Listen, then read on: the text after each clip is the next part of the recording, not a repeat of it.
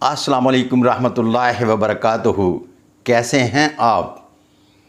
सबसे पहले आप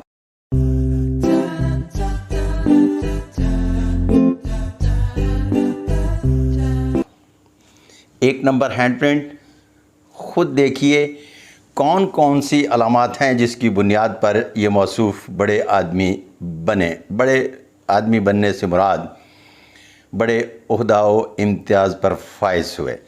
फिर उसके बाद हम सब मिलकर फ़ैसला करेंगे कि एक एक अलामत को डिस्कस करके कि ये वो हाथ पर पाई जाने वाली अलामात हैं जिसकी बुनियाद पर ये एक ख़ास ओहदे तक रसाई कर गए। तो जब तक आप देखते हैं तो कान मेरी तरफ रखिएगा। मैं फ़न दशनासी के हवाले से थोड़ी सी बात करना चाहूँगा। दशनास आपका बेहतरीन मशीर है, बशर्ती के उसमें यह गलत फहमी ना पैदा हो जाए कि वो किसी की अपनी मुशावरत से किस्मत बदल सकता है। वो किस्मत पढ़ सकता है लेकिन किस्मत बदल नहीं सकता। अब आप कहेंगे कि फिर वो मशीर किस काम का?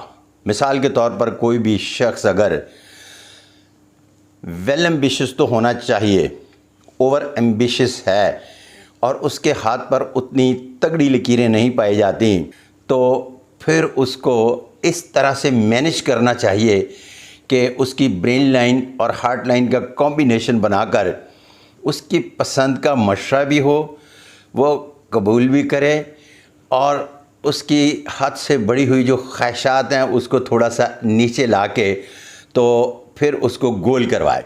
अच्छा, गोल करवाने का मकसद ये है कि जो उसके हाथ पर मुकद्दर की लकीर या मुकद्दर से मुतल्लिक अलामात कहती हैं, अगर वो मुकम्मल तौर पर उसको करना तो उसने है ही, लेकिन खुश दिली से करने में कामयाब हो जाता है, तो इसका मतलब है कि पामेस जो है वो आपका बेहतरीन मशीर साबित हुआ।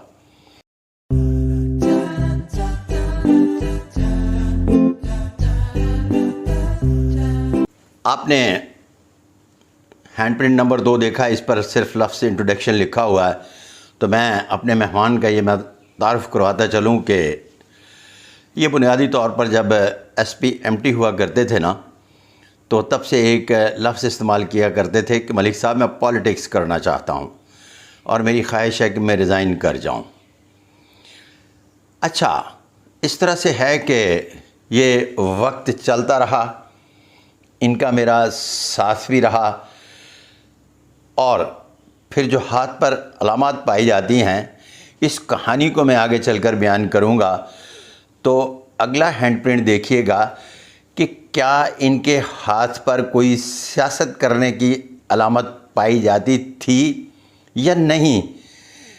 अगर पाई जाती थी तो मुझे क्या कहना चाहिए था, अगर नहीं पाई जाती थी तो फिर क्या बहैसियत एडवाइज़र के मशवरा देना चाहिए था। तो इसका मतलब है कि मैंने मशवरा वही दिया जो इनके हाथ पर पाया जाता है। तो अगला हैंड प्रिंट देखते हैं।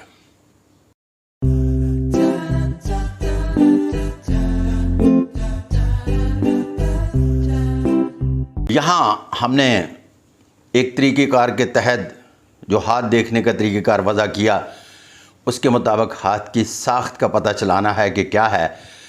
तो जनाब ज़फ़र अब्बास लक साहिब, ये IG मोटरवे भी रहे, इनके हाथ पर जो इनकी स्किन है ये ना तो बहुत ज़्यादा रेशमी और ना ही ज़्यादा डल, लेकिन एडमिनिस्ट्रेशन की कोई बहुत बड़ी अलामत नहीं पाई जाती और VIP क्लास में फ़ॉल करते हैं, चूँकि ऑफिसर क्लास से ये ऊपर चलेगी स्किन। तो अब ये तज्जिया करना है कि ऑफिसर क्लास की कैटेगरी कौन सी बनती है। तो चूँकि हाथ पर बहुत सारी अच्छी अलामत पाई जाती हैं, तर्ज़ वुज़ू, बाश, रहाइश और असबाब आसाइश और मुकद्दर की लकीर जो डायरेक्शन का पता देती है, उसको मद्देनज़र रखते हुए कैटेगरी 4 में लेके जाएंगे। इसका मतलब है कि new laws of palmistry bye Sadiq Malik palmist में हर सेशन में बताया जाता है कि हाथ 7 किस्म की साख्त के होते हैं और हर एक साख्त की 7 कैटेगरीज़ हैं। और ये जो ज़िमनी है ना, ये बहुत बड़ा अकाउंट करती है, क्योंकि اسی کے مطابق صاحب دست زندگی گزار رہا ہوتا ہے۔ تو اب دیکھتے ہیں اگلا hand print.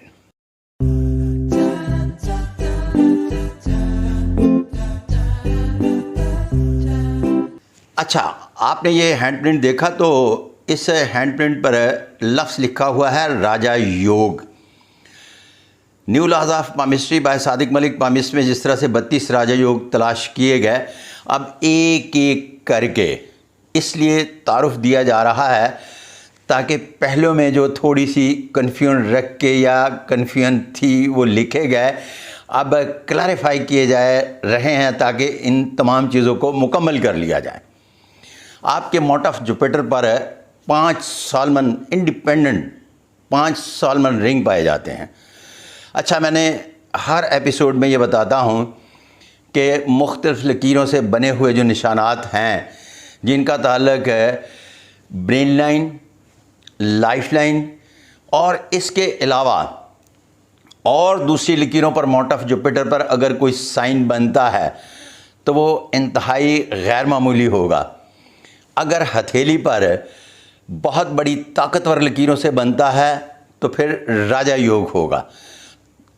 Mount of Jupiter per independent ہونا ضروری ہے تو یہ 5 سالمن رنگ ہے جو راجا یوگ کی علامت ہیں، اور کسی بھی ہاتھ پر پائے جائیں تو یہ بائی برتھ کسی بھی ایسے شخص کی علامت ہے جو عہدہ و امتیاز کے اعتبار سے کسی بھی بڑی آرگنائزیشن کو رن کرتا ہے۔ اور جناب ظفر عباس لاکھ صاحب نے آئی جی موٹر وے کے طور پر اپنی خدمات سر انجام دیں اور بڑا خوب نام کمایا، عزت بھی کمائی، شہرت بھی پائی، اور کسی قسم کی کوئی بدنامی بھی کھاتے میں نہیں آئی۔ تو اگلا ہینڈ پرنٹ دیکھتے ہیں۔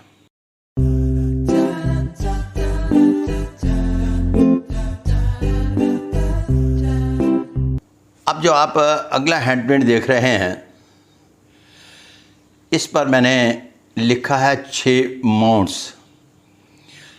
سارے کے سارے ماؤنٹس ان کے پرومیننٹ ہیں لیکن اپنا کمبینیشن نہیں بناتے۔ مثال کے طور پر ان چاروں کا بیلنس نہیں بنتا، اور یہ 2 بھی پرگوشت ہیں لیکن اپنی اپنی جگہ پر موجود نہیں ہیں، لہٰذا یہ انتہائی غیر معمولی علامت میں پڑھے جائیں گے، ان کو راجا یوگ میں شمار نہیں کیا جائے گا۔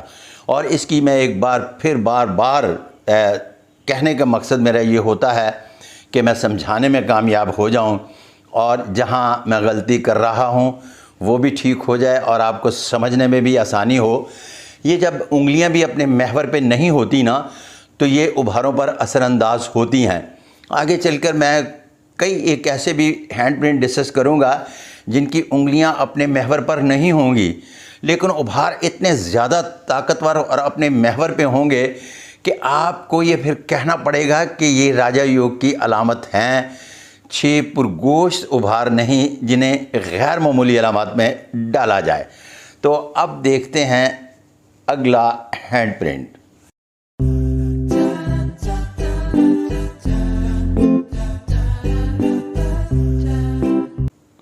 آپ نے ہینڈ پرنٹ نمبر 6 دیکھا، اس پر ماضی بعید کے دشناس ہے، باریک ریشمی لکیروں کے بارے میں کہتے تھے کہ اچھے مقدر کی علامت ہوتی ہیں 1 کروڑ فیصد ایگری۔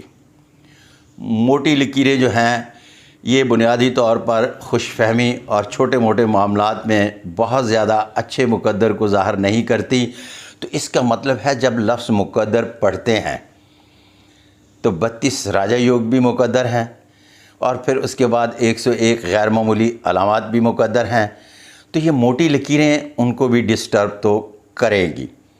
لہٰذا یہاں جو میں نے پہلے ایک کہانی شروع کی، اس کہانی کے کچھ کڑیاں ملا کے میں بتاتا ہوں۔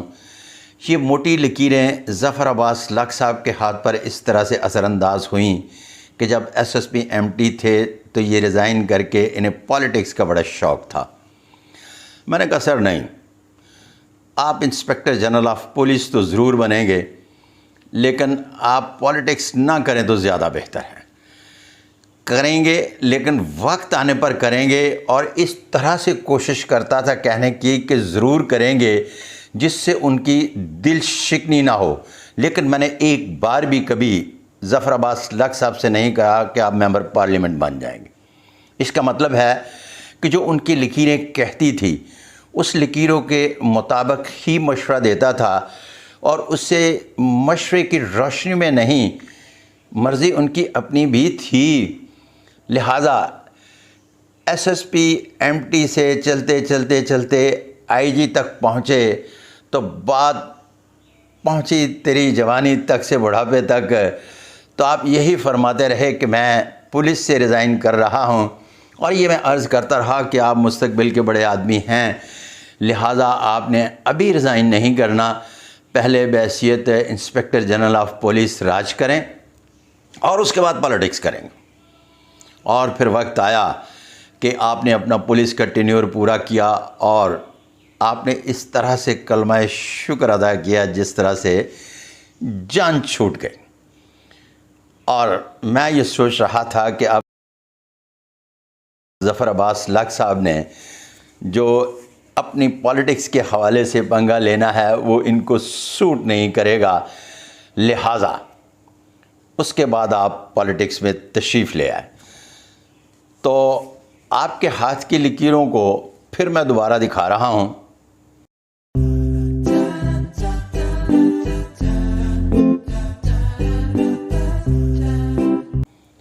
یہ موٹی لکیریں اچھے مقدر کی آئینہ دار نہیں ہوتی۔ راجہ یوگ نے انہیں انسپکٹر جنرل آف پولیس بنایا، پھر اس کے بعد غیر معمولی اور انتہائی غیر معمولی علامات اس بات کو ظاہر کرتی ہیں کہ ان کا طرز بدوباش، رہائش اور اسباب اسائش ان کے وی آئی پی کیٹیگری 4 میں جو چیزیں میسر ہونا چاہیے تھیں وہ تھیں ہیں، اور عمر کے آخری حصے تک رہیں گی۔ لیکن جب پالیٹکس میں آئے تو انہیں ٹکٹ بھی نہیں ملا۔ جب ٹکٹ بھی نہیں ملا تو پھر انہوں نے کہا کہ میں انڈیپینڈنٹ الیکشن لڑنا چاہ رہا ہوں۔ تو میں نے لق صاحب سے کہا کہ جی آپ کی مرضی ہے، لیکن میرا مشورہ یہ ہے کہ اگر آپ اس پنگے بازی کو چھوڑ دیں اور اگلے سیشن پہ لے جائیں تو زیادہ بہتر ہے، ادروائز آپ کی مرضی۔ اب یہاں ایک بات یاد رکھیے گا کہ پی ٹی آئی کے جنرل سیکرٹری میرے انتہائی قریبی پچھلے 37-38 سال سے فیملی ریلیشن والے تھے۔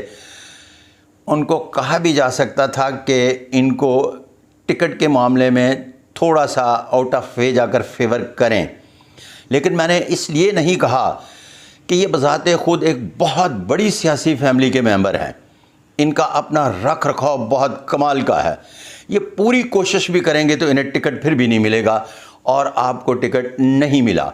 جب آزاد امیدوار کے طور پر الیکشن میں آ گئے تو ان کا ایک میں جملہ سناتا ہوں کہ رات کو تقریباً کوئی 1:30-2 بجے آپ کی کال آئی اور مجھے کہنے لگے کہ ملک صاحب یار جو لوگ ترستے تھے کہ میرے سے میٹنگ ڈال لیں، آج میں ایک جھگیاں ہیں ہمارے علاقے کی، وہاں ہمارے ووٹرز ہیں، آیا ہوا ہوں، دروازہ ہم کھٹکھٹا رہے ہیں تو وہ بہت بڑے افسروں کی طرح نکل ہی نہیں رہے۔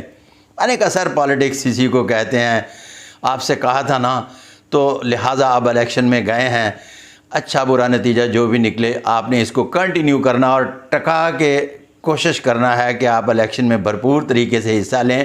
اس لیے کہ اب یہاں پھر بحیثیت مشیر جو ہے یہ میں کوشش کر رہا تھا کہ یہ پورے پیسے بھی خرچ کر لیں جو انہوں نے کرنے ہیں، اور ٹکا کے پالیٹکس میں اپنی قسمت آزمائی بھی کریں، الیکشن ہار جائیں اور پھر اس سے جان چھوٹے، اور اس کے بعد یہ اپنی عملی زندگی میں آ کر بہتر سے بہتر کی تلاش میں نکلیں گے اور اس میں کامیاب و کامران ہوں گے، کیونکہ مقدر کی لکیر جو ہے ایک مرتبہ پھر ہینڈ پرنٹ دیکھ لیجئے گا۔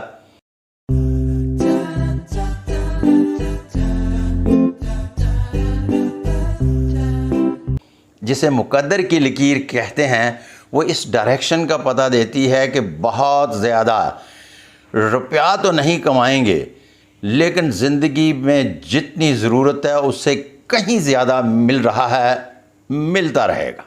اب دیکھتے ہیں اگلا ہینڈ پرنٹ۔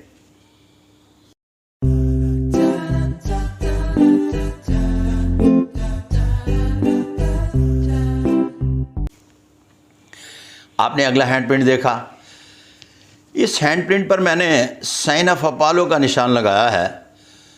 تو سائن آف اپالو بنیادی طور پر کسی بھی شخص کے ہاتھ پر اس بات کو ظاہر کرتا ہے کہ وہ کوئی ایسا کام کرنا چاہتا ہے جس کی بنیاد پر وہ مرنے کے بعد بھی زندہ رہے، اور ملک، قوم، اڑوس پڑوس اور جذبہ خدمت خلق ان میں بہت زیادہ پایا جاتا ہے۔ اور ظفر عباس لاکھ صاحب نے اپنی زندگی میں جب S S P M T سے لے کر اب بھی آپ کبھی کسی پولیس افسر کے ڈرائیور کو ملیں گے نا تو وہ کہے گا جی کہ میں ان کے دور کا بھرتی ہوں، تو آپ کو پتہ چلے گا کہ انہوں نے دوران سروس بھی اپنے آئی جی بننے تک لوگوں کو اس طرح سے فیسیلیٹیٹ کیا کہ آپ سوچ بھی نہیں سکتے، پولیٹیشین اس کا تو تصور بھی نہیں کر سکتے جتنا آپ نے لوگوں کو ابلائج کیا۔ پھر کیا یہ سائن آف اپالو اسی طرح سے کیوں کام نہیں کر پا رہا تھا جس طرح سے دوسرے ہاتھوں پر کرتا ہے؟ تو پھر اگین آ جاتے ہیں کہ ہاتھ پر جو لکیریں ہیں نا وہ ساری کی ساری تھوڑی سی موٹی، اور پھر اس کے بعد جب موٹی لکیروں کا تصور ہی آتا ہے تو اس کے بعد ہم نے ہاتھ کی پوری ساخت کو ڈھونڈ نکالنا ہے، تو پھر انگلیاں بھی اپنے محور پہ نہیں، بہت ساری چیزیں اپنے محور سے ہٹی ہوئی ہیں، اس کے باوجود کہ انگوٹھا سالڈ ہے، لیکن انگوٹھے کے ساتھ برین لائن اور ہارٹ لائن کا کمبینیشن نہیں بہت زیادہ اچھا بن رہا۔ تو یہ وہ ساری چیزیں ہیں چھوٹی چھوٹی سی جن کو آج میں نے ڈسکس کرنے کی کوشش کی ہے۔ آپ کے اور میرے درمیان ہاتھ دیکھ کر مشورہ دینے کی ہم آنگی بن جائے کہ جس کا ہاتھ دیکھا جا رہا ہے اس کو مشورہ کس تناظر میں دیا جائے گا، اسی تناظر میں مشورہ دیا جائے گا جس تناظر میں جس طرح سے ان کی لکیریں ہیں، لیکن لفظوں کا، حرفوں کا اور پھر جملوں کا استعمال اس طرح سے کیا جائے گا کہ جو ان کو پسند ہو اور وہ آپ کی بات مان جائیں، اس لیے کہ ان کے اندر جو ایک اینگزائٹی پیدا ہو رہی ہے آپ وہ ختم کرنے میں کامیاب ہو جائیں گے۔ تو اس کے ساتھ ہی اپنے دشناس صادق محمود ملک کو اگلی ویڈیو تک اجازت۔ اللہ حافظ۔